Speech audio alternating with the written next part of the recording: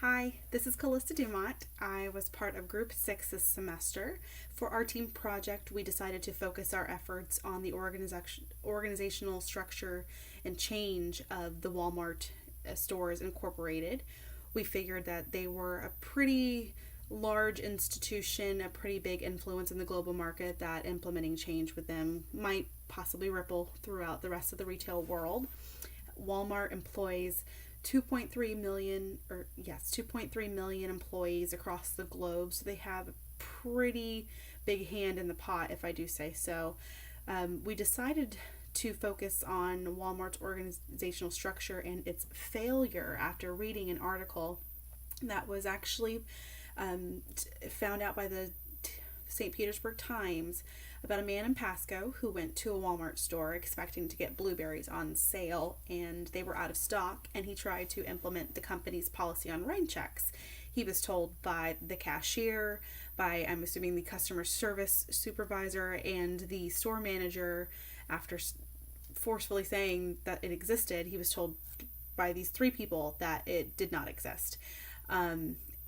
And upon learning of this story, the newspaper or the media then decided to do their own research on the matter, went to several other stores around the area, including one in Pinellas County, and found out, or was told by the same thing by several other managers, cashiers, and supervisors, that a rain check did not exist, when it in fact is a policy upheld by Walmart Incorporated themselves. So it was a bit of an embarrassment.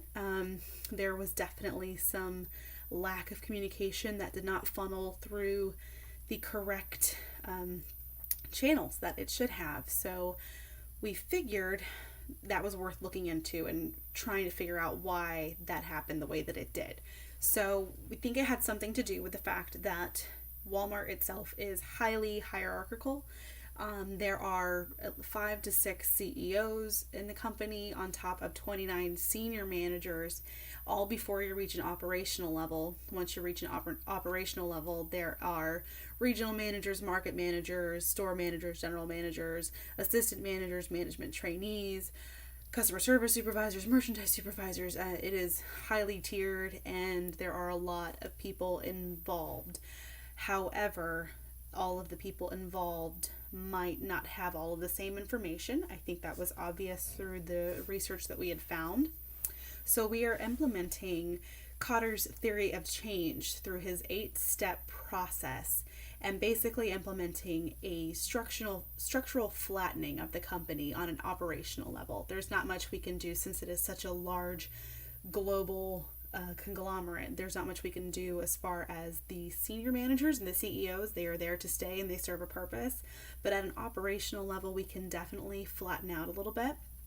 And we were thinking with the 8-step process, one being establish an urgency, that would be with an internal marketing campaign that would come from top management, CEOs and the like, and trickle its way down to the rest of the senior vice presidents and other top managers like that. And then they would in turn into your step 2 of building a coalition. They would be the one to lead this project of the structural flattening. And then the flattening itself is step 3, developing a vision for change, where we would take all the operational levels and kind of put them in a vertical tier, where you would have your regional vice president, your market managers, your general managers, your shift supervisors, and then all your hourly employees, your cashiers, stockers, and sales associates. So you're just going down a straight ladder. There's no tic-tac-toe over here of who knows what and what goes where. And after we have developed this vision, it was going to be a share your vision for step 4, where you would basically let your partners, all your operational partners, you're going to let them know that this structure is going to be happening, and the reason behind it is to basically give your employees the autonomy to run their own business within Walmart, as far as being able to handle customer service issues.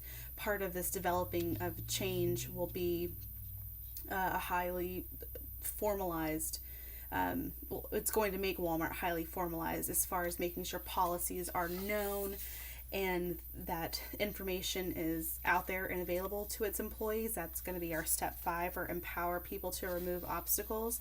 We plan on having inspirational posters, guideline posters, rule posters, conduct posters, customer service satisfaction posters just plastered throughout the store, whether that be in the public eye or in break rooms, things like that, just so everyone knows that everyone from your CEO down to your part-time cashier who's working the night shift has a responsibility to the customer service satisfaction at each and every store, and that each person should have the power to be able to do what they need to do to make that happen. Your step 6, secure short-term wins. Those are just going to be captured in customers in stores experience, and there are surveys that are offered at the end of each experience that customers can take, and we're hoping to gather information from those. And building on the change, we're going to have surveys for customer satisfaction. We're going to take data from that and from our employee satisfaction, and we're going to go over those every quarter to make sure things are on track. And once they are, our step 8 for anchoring that change into the corporate culture, we'll just have it set in place for the rest of Walmart's operating system until this one fails or just gets improved upon. We're hoping that it would just need to be improved upon, because putting everyone in the position to make sure that your customers are happy will secure Walmart's place in the global market and hopefully get their numbers back up. Thank you so much.